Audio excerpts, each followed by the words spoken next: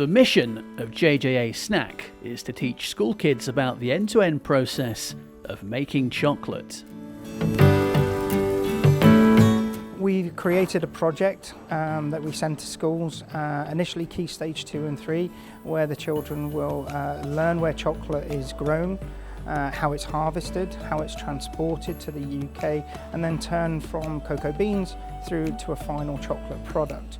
The kids will also learn the marketing piece, where they'll actually design the bar themselves, and then the STEM part of it, where they'll actually create designs. We'll create a mould based on that, and then they'll come here and make it.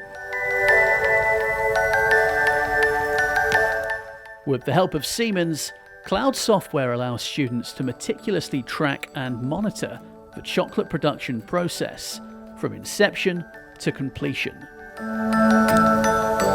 What we have here in the factory at JJA Snack is the exact same technology that the bigger companies would have, but obviously a lot smaller scale. So the technology is tempering right the way through to the cooling side of things.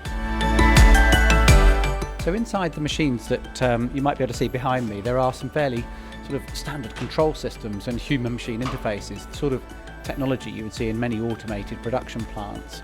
What's particularly interesting about this one is it's got a cloud-based insight hub, which will enable a factory manager or perhaps even a school and education institution to look into the factory and see the live or the real-time data to understand what's happening.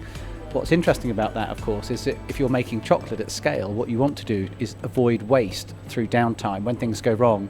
So we're actually using the technology to predict what might happen in the production process.